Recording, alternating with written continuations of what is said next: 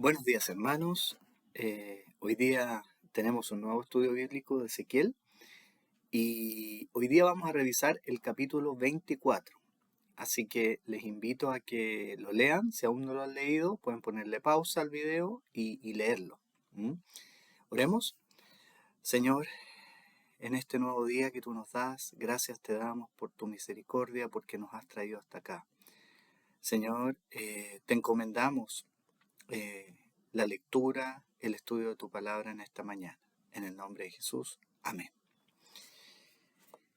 Bueno, capítulo 24. Como mencioné al finalizar la vez pasada, les dejo que ustedes puedan leer lo que hay en el fondo del 19 al 23.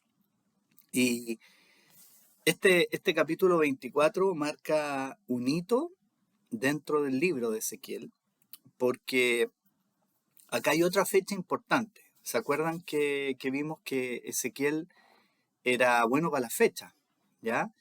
Y yo diría para anotar las fechas. O sea, realmente lo bueno es que él dijo cuándo recibió las visiones y cuándo, ¿no es cierto?, recibió y dejó escrito cuándo fue que sucedieron los hechos más relevantes. ¿M?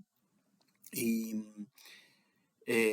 yo no sé cómo son ustedes para la fecha, ¿ya? Yo creo que son importantes, al menos es importante, ¿no es cierto?, dejar registrado, dejar registrados los hechos más relevantes, porque eso después se puede aprender algo en el futuro, los que vengan después de nosotros, como en este caso, que nosotros estamos leyendo con bastante tranquilidad de saber de que esto ocurrió en un momento de la historia, ¿ya?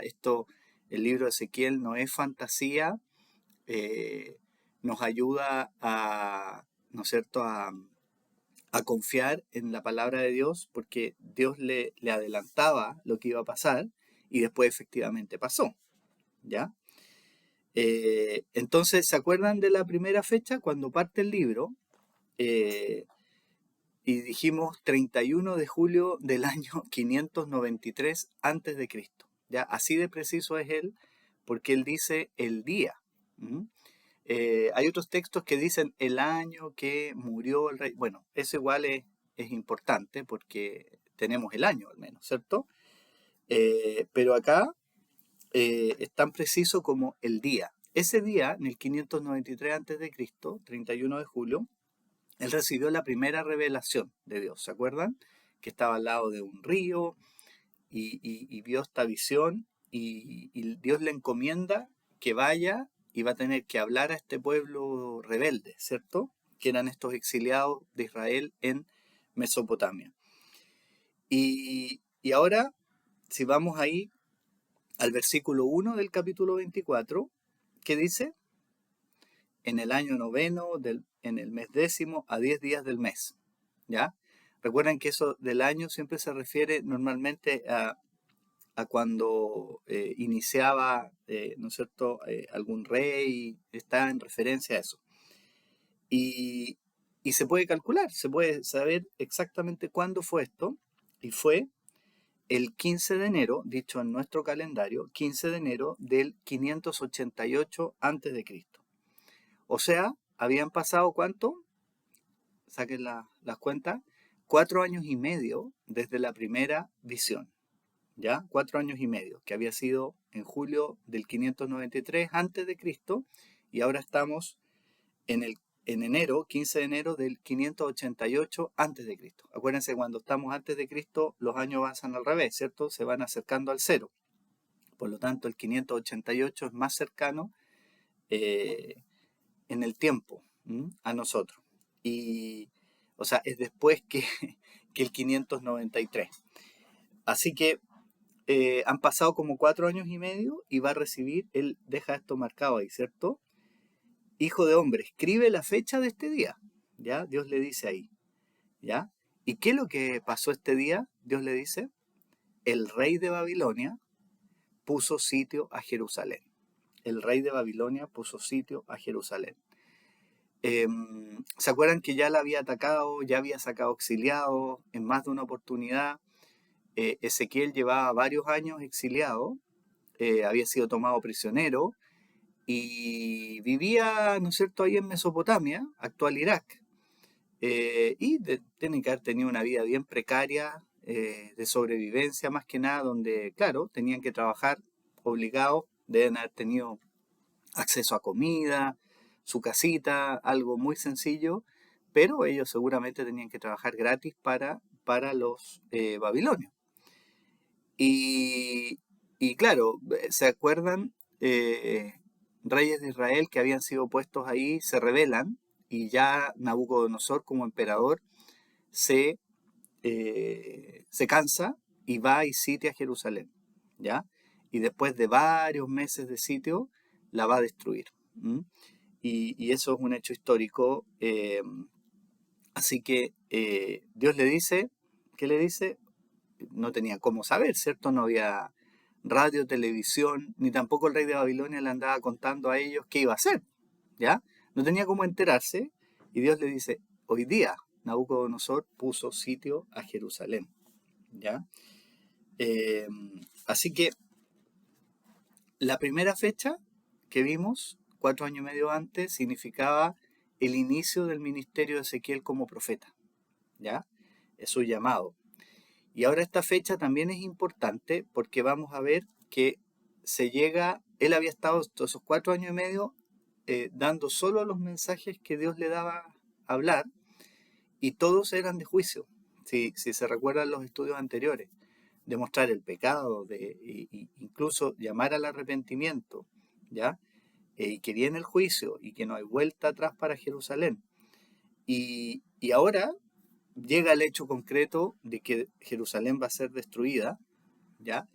Y entonces va a pasar también a una segunda etapa del ministerio de Ezequiel, donde Dios también le va a dar la posibilidad, ¿no es cierto?, de dar un mensaje más bien de esperanza. Entonces, si ustedes quieren ubicarse más o menos en el libro de Ezequiel, ayuda esto como para decir de aquí para allá, ¿no es cierto?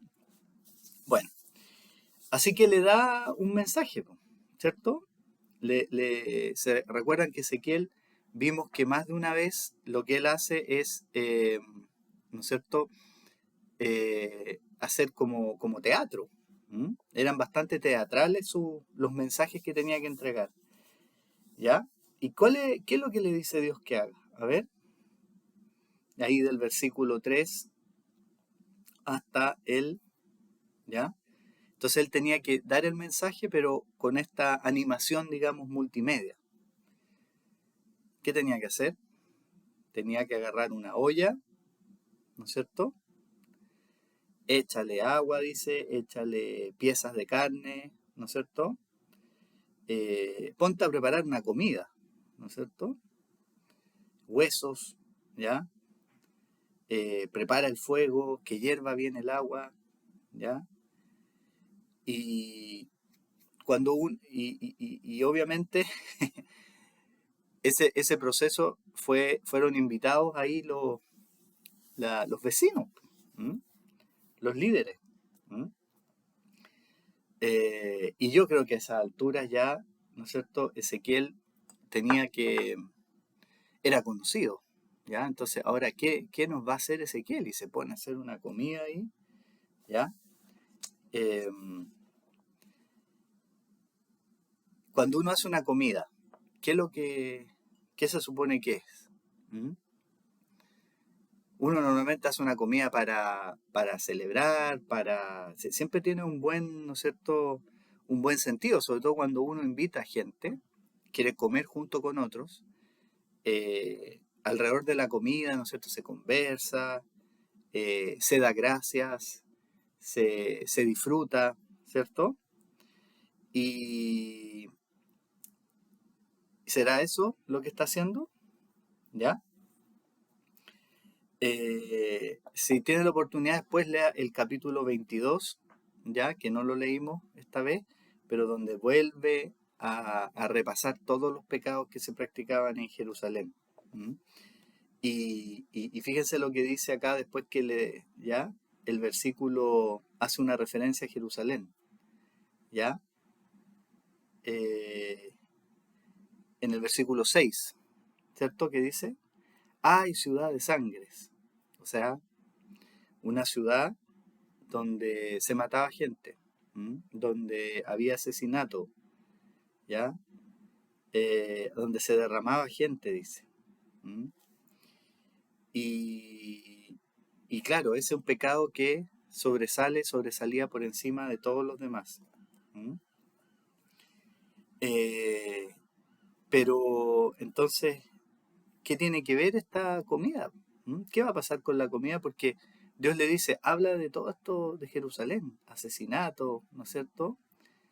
Eh, ¿Y qué es lo que pasa?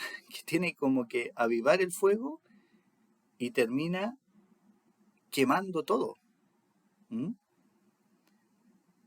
¿Ya? Y dice, por ejemplo, el versículo 11, déjala que se queme, que si ya no haya agua, entonces la dejas al fuego y se va a desfondar. ¿Ya? ¿Y qué es lo que dice? ¿Cómo era esta olla? Dice con herrumbre. ¿Mm? Herrumbre, o sea, oxidada, mala calidad, ¿ya? Impura. ¿Mm? Eh, entonces, ¿con qué está comparando la olla? Con la ciudad de Jerusalén. ¿Mm? ¿Y qué es lo que está diciendo? ¿Se acuerdan que le echó carne, bueno, agua limpia, suponemos, ¿no es cierto?, para cocinar? Le echó, dice, buenas piezas de carne y al final la olla estaba sucia. ¿Mm? ¿Cómo puede salir toda la mugre, el óxido de esta olla? Dice el versículo 12. ¿Cómo dice? Solo mediante el fuego. Solo mediante el fuego puede ser consumida toda la maldad. ¿Ya?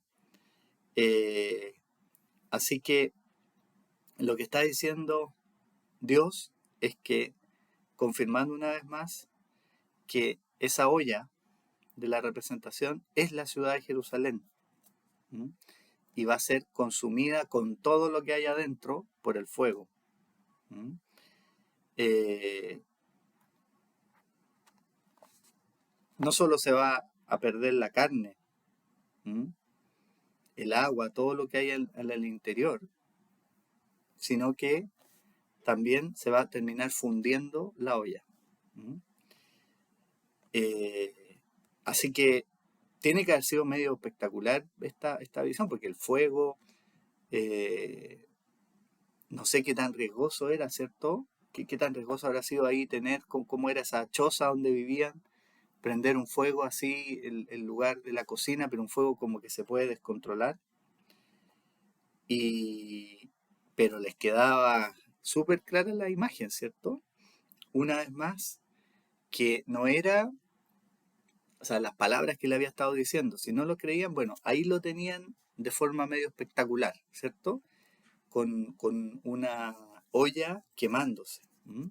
Y ese era el mensaje de lo que iba a pasarle a Jerusalén. Con todo lo que había dentro, dice, ya, está diciendo Dios, la única forma de acabar con esta inmundicia es acabar incluso con la olla, incluso con la ciudad. Era tanto lo que estaba infectado, ¿cierto? Que no era que iba a quedar las paredes, ¿no es cierto?, como una ciudad fantasma, como un pueblo fantasma, y la gente que estaba adentro iba a morir, iba a quedar abandonada. No, iba a ser todo realmente destruido. ¿Mm? Leamos, por ejemplo, Nehemías. Acuérdense que Nehemías le toca como 70 años después, un poco menos, después que está escribiendo esto, como 50 años más o menos, ir a Jerusalén. ¿Mm? Entonces, Nehemías 1, por ejemplo, el 3 dice, y me dijeron, esto algunas décadas después, el remanente, los que quedaron de la cautividad allí en la provincia, están en gran mal y afrenta, y el muro de Jerusalén derribado y sus puertas quemadas a fuego. ¿Ya? Con esa situación se encontró Nehemías cuando fue, ¿ya? Totalmente destruido. ¿Mm? Eh, y, y fíjense que, volviendo a Ezequiel,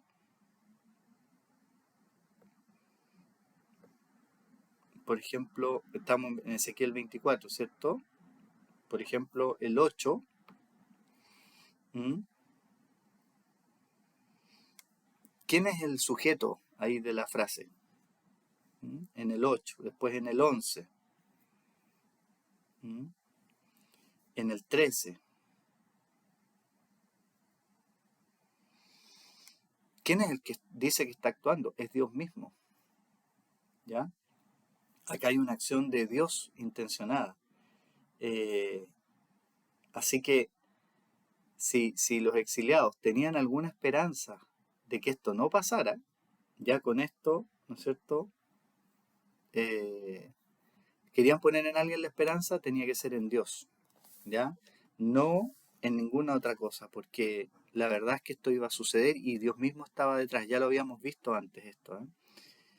Eh, Así que la gente que quedó en muy mal estado, viviendo de manera muy mala en los alrededores, en la provincia. Algunos más fueron llevados a cautivos a Mesopotamia también, y ellos, claro, pudieron confirmar esta noticia algún tiempo después, que todo lo que había dicho Dios a través de Ezequiel se había cumplido. ¿Mm? Así que, eh, claro, fueron los babilonios los que destruyeron.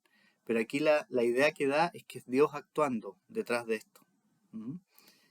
Eh, Hasta que yo sacie, dice, nunca más te limpiarás hasta que yo sacie mi ira sobre ti.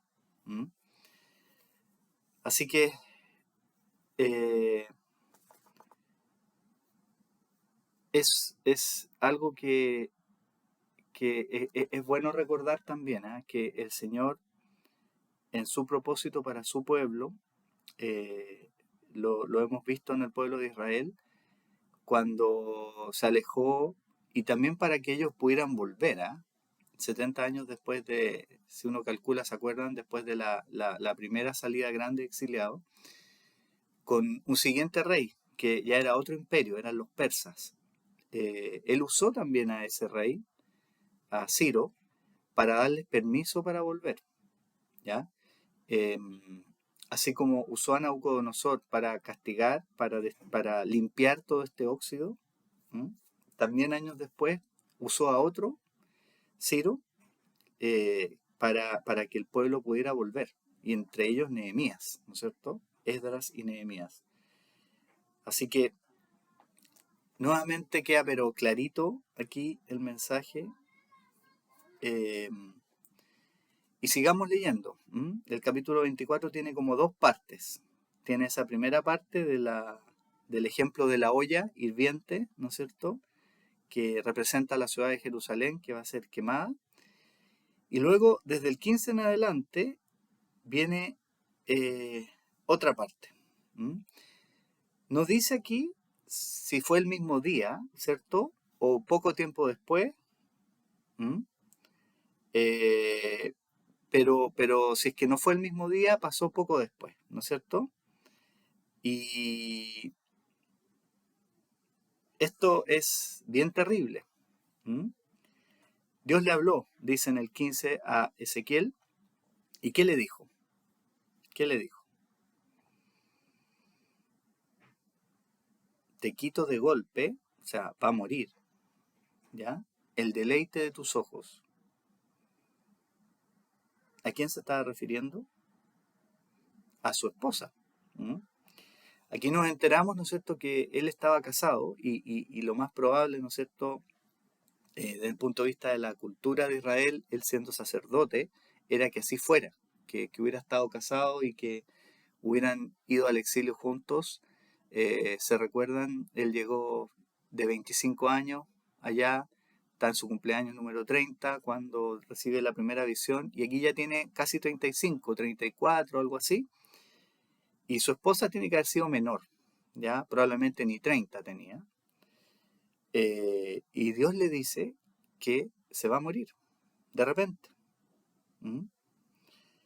Eh, y este es quizás uno de los momentos o de las situaciones más difíciles que les tocó pasar en lo personal entre los profetas, ¿ya? De Israel. ¿Mm? Oseas, por ejemplo, ustedes pueden ver ahí, Oseas lo que sufrió, es otro caso, ¿no es cierto? Pueden ver Oseas entre el 1 y el 3, donde Dios le manda que se case con una mujer fornicaria, dice, ¿ya? Y esta mujer lo engaña, ¿no es cierto? Y Dios le hace, ustedes pueden ver en más detalle toda la historia, ¿no es cierto? Dios le hace vivir todo esto a él también como un ejemplo, como un ejemplo para los demás. Y dice, a pesar de la infidelidad, y Oseas tiene que vivirlo, ¿no es cierto? La infidelidad del pueblo, así, entonces también dice Dios, yo amo a mi pueblo, ¿ya? Eh, y hace este parangón con, ¿no es cierto?, con la idolatría, con alejarse de Dios. Así que a Oseas le tocó algo bien, bien difícil. ¿Mm? El profeta Jeremías, la soledad. ¿Mm? El profeta Jeremías, la soledad. Pueden ver ahí, por ejemplo, en Jeremías 16, creo que esto ya lo comentamos una vez, donde, así como Oseas le dice, cásate con una mujer adúltera, fornicaria, a Jeremías le dice, no te cases, ¿ya? 16. No te cases, no vas a tener familia ni hijos, ¿ya? Y ¿cómo se llama? Aíslate, ¿m? Quédate solo, ¿ya? Eh, Tenía un propósito y ahí a Jeremías se lo explica. Y después, por ejemplo, de nuevo en Jeremías 15, 17 y 18, dice también soledad. ¿M? Tiene que estar solo. ¿M? Así que hay situaciones en que a estos profetas del Antiguo Testamento Dios les pidió que pasaran por situaciones bien, bien complicadas, bien terribles en lo humano. Y yo creo que quizás esta es la peor, ¿no es cierto? Donde eh, nos enteramos que él estaba casado. ¿M? Y fíjense cómo se refiere ahí, volviendo a Ezequiel 24, cómo se refiere Dios mismo, ¿ya? Cómo se refiere Dios mismo a ella, ¿ya? Dice, el deleite de tus ojos. ¿Mm? Hay otras versiones que traducen acá, tu tesoro más preciado. ¿Mm? Seguramente el único tesoro que tenía, porque estaban juntos y seguramente, claro, Ezequiel la amaba y había estado con él, ¿no es cierto? ¿Se acuerdan de ese primer tiempo que fue como un año? Lo vimos que Dios le dice que coma, ¿no es cierto?, casi un mínimo, ¿ya? Que se acueste sobre el lado izquierdo, sobre el lado derecho y va cambiando, y eso duró como un año. Y tiene que haber sido terrible también ver para ella cómo él cada vez estaba peor físicamente. Y ella lo cuidó. ¿Mm? Eh, y para más remate, le dice, no hagas luto, ¿no es cierto? Ahí mismo en el 16. No endeches, ni llores, ni corran tus lágrimas. ¿Mm?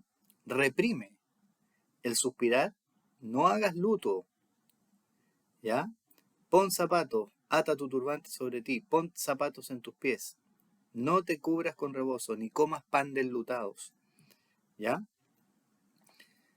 Eh, ni siquiera podía expresar lo que iba a sentir. ¿Mm?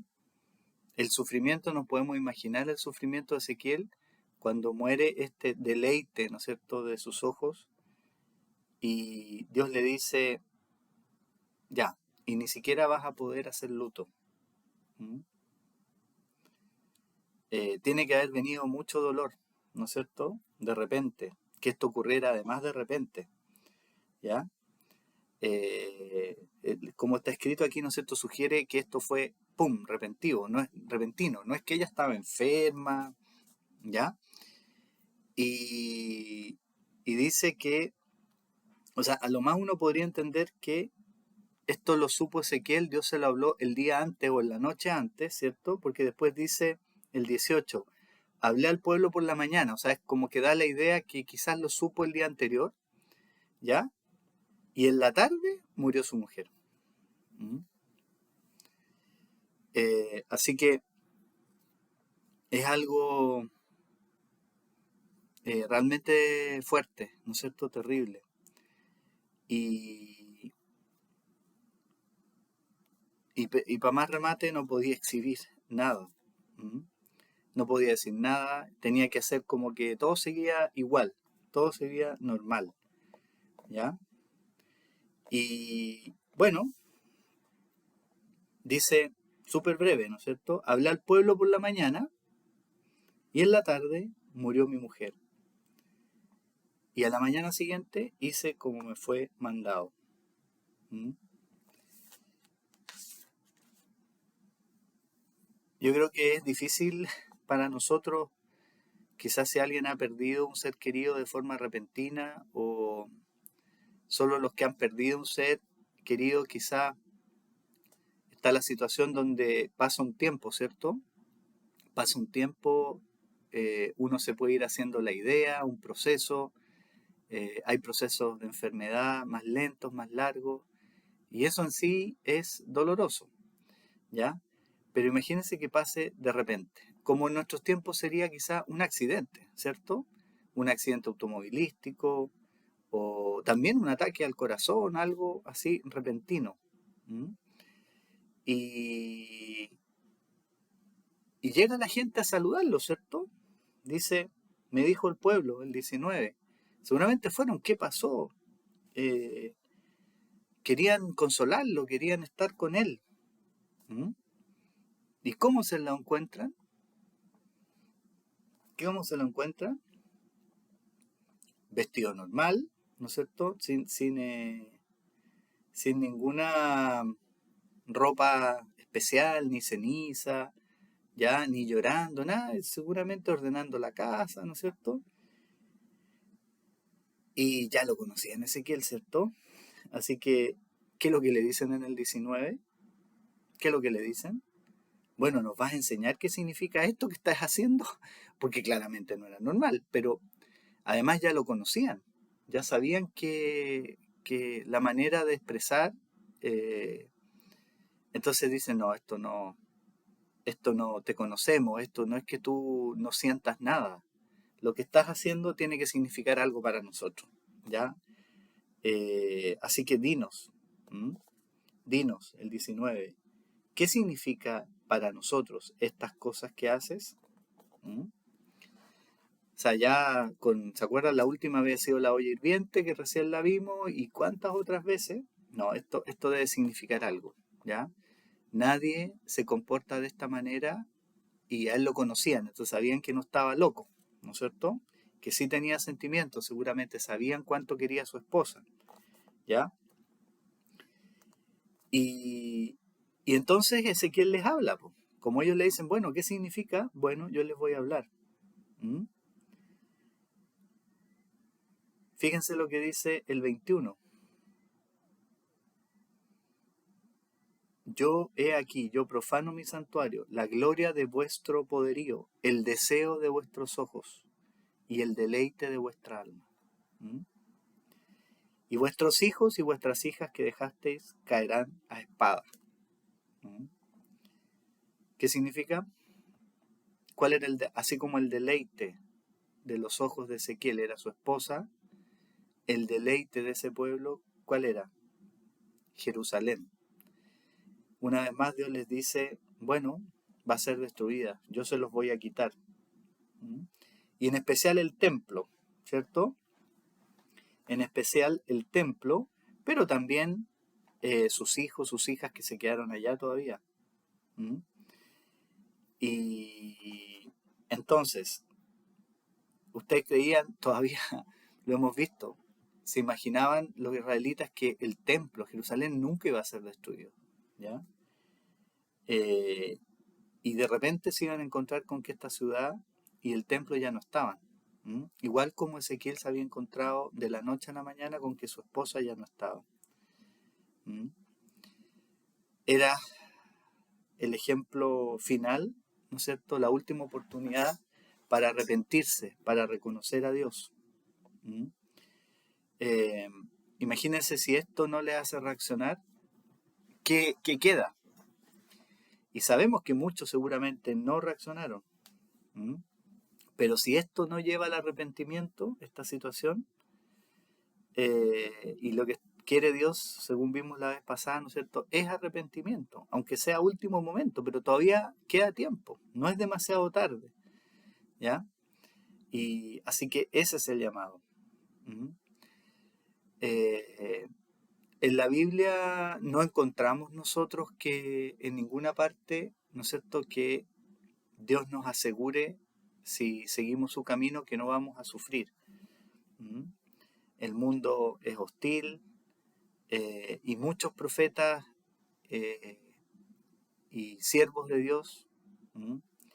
Durante toda la historia, ¿no es cierto? Antes, los profetas, la historia de la iglesia, después de Jesucristo, muchos han tenido que sufrir hasta nuestros días en su parte íntima, su vida personal. ¿M? Claro, parece que la muerte es demasiado cruel aquí, ¿cierto? Eh, pero no podemos separar esto, o sea, no podemos decir, ah, pucha Dios, ¿por qué hizo esto? ¿Mm? Eh, ¿Y por qué lo hizo? ¿No es cierto? Pero sabemos que Dios, no nos podemos olvidar, Dios es un Dios de gracia, Dios quiere, ¿no es cierto? No se complace en, en la muerte de nadie, lo vimos la vez pasada, 18:32, si lo quieren buscar ahí, no se complace en la muerte. ¿Mm? También en el 33:11, vamos a leerlo, aunque esto nos va a tocar para una próxima oportunidad ese capítulo, pero vivo yo, dice Jehová el Señor, que no quiero la muerte del impío, sino que se vuelva el impío de su camino y que viva. Volveos, volveos de vuestros malos caminos. ¿Por qué moriréis, oh casa de Israel? ¿Mm? Ese es el propósito. Ni siquiera del impío se agrada a Dios cuando muere. Ni siquiera del impío. ¿Mm? Entonces, imagínense si Dios no se agrada de la muerte de nadie, tampoco lo pasó bien, también se entristeció ante la muerte de una mujer joven, ¿no es cierto? Presumiblemente una mujer justa que apoyaba a su marido. ¿Mm?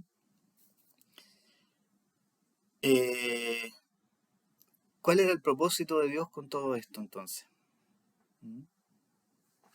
Si al menos algunos, lo que vimos la vez pasada, algunos de estos exiliados se arrepentían de verdad, ya se ponían a buscar a Dios, ¿Mm? eh, entonces la muerte de esta mujer no iba a ser en vano. ¿Mm? Nosotros como cristianos y sabemos el dolor cuando nos tenemos que separar de alguien querido en esta vida, pero como cristianos tenemos la esperanza, podemos tener la esperanza de la vida eterna. ¿Mm? Y también sabemos, ¿no es cierto?, que Dios no olvida a esta mujer, no olvida a Ezequiel, no nos olvida a ninguno de nosotros. Y, y sí, ¿no es cierto?, su muerte seguramente trajo consuelo posterior a Ezequiel de que muchos, seguramente él pudo ver que muchos se arrepintieron. ¿Mm? Que esta muerte realmente tocó el corazón. ¿Mm? Y de alguna manera, para Ezequiel, fue entendiendo, yo creo, que cuando él sentía este dolor, ¿m? Estaba de alguna manera entendiendo, participando del dolor de Dios ante la muerte y ante la destrucción de Jerusalén, ¿m? Ante la destrucción de su santuario, porque dice, es mi santuario. ¿M? Y Dios dio a su único hijo, a Jesucristo. ¿Mm? O sea, la muerte de esta mujer, ¿no es cierto? Eh, Sirvió quizás de testimonio para algunos ahí, pero la verdadera muerte, ¿no es cierto? Que Dios mismo entregó a su único hijo a la muerte en la cruz, eso es lo que realmente, ¿no es cierto? Traería salvación a todos, la posibilidad de salvación a todos. ¿Mm? Así que es gracias al sacrificio de Cristo, no el de Ezequiel, ¿no es cierto? Que podemos encontrar salvación.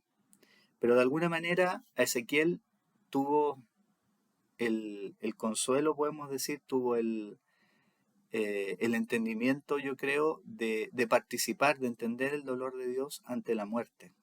¿Mm? Pronto iban a llegar las noticias de que efectivamente Jerusalén había sido destruido. Entonces, fíjense lo que le dice acá, 24, Ezequiel, no sé, estamos en el 24, 25 al 27, dice el 26. Ese día vendrá a ti uno que haya escapado para traer las noticias. ¿Mm? También Dios permitió que algunos lograran escapar para llevar las noticias. En aquel día se abrirá tu boca para hablar con el fugitivo, y hablarás y no estarás más mudo, y les serás por señal y sabrán que yo soy Jehová. ¿Mm? También tuvo un consuelo ahí Ezequiel de que efectivamente él podía salir de esta situación, de empezar a hablar de esperanza, porque se confirmaba lo que él había estado anunciando por 4 años y medio. Bueno, pasó más tiempo, ¿cierto? Hasta que llegan las noticias, ¿ya? Porque comienza el asedio, dura meses el asedio de Jerusalén, y después se tiene que demorar un par de meses más todavía en llegar la noticia, ¿ya? Pero cuando llegó, no sé, 1 o 2 años después, vamos a ver la noticia, también es un alivio, y van a tener que reconocer, la gente va a quedar claro que él sí no estaba loco, estaba hablando la palabra de Dios. Y así que también ahí él va a recibir un consuelo. ¿Mm? Eh, Así que, ¿qué va a quedar? ¿Qué fundamento va a quedar? Si ya ni Jerusalén va a quedar, ¿ya? Eh, Sabrán que yo soy Jehová. ¿Mm? Recurrir solamente a Él. ¿Mm? Y para empezar de nuevo, Dios tuvo que acabar, ¿no es cierto?, para quitar todo el pecado, acabar incluso con esa ciudad. Eh, que el Señor nos ayude para entender sus propósitos también en esta época en la que nos ha tocado vivir. Les invito a orar, y para la próxima vez, ¿no es cierto?, léanse el capítulo, bueno, pueden leerlo todo completo, pero vamos a estar hablando del capítulo 33. ¿Mm? Luego quizás vamos a volver un poco hacia atrás, ¿ya? Pero como este capítulo 24 está tan relacionado con el 33, vamos a ir al 33 primero. Entonces, como para que lo lean, ¿ya? Oremos. Señor, gracias te damos, porque tus propósitos en la historia humana se cumplen. Señor, ayúdanos a poner la esperanza solamente en ti, nuestra esperanza, y no en una iglesia, en personas, en la historia, en nuestras propias fuerzas, Señor, sino que en que tú tienes todo en tus manos, Señor. Incluso los poderes de este siglo, las guerras, las destrucciones que ocurren, tú también, Señor, utilizas todas esas situaciones para el arrepentimiento de muchos. Señor, te pedimos también que nos ayudes a confiar en ti, y aunque a veces no entendemos todo, claramente nos puede tocar pasar por situaciones muy difíciles, pero Señor, que podamos esperar en ti, poner solamente nuestra esperanza en ti. En el nombre de Jesús. Amén. Hasta la próxima semana.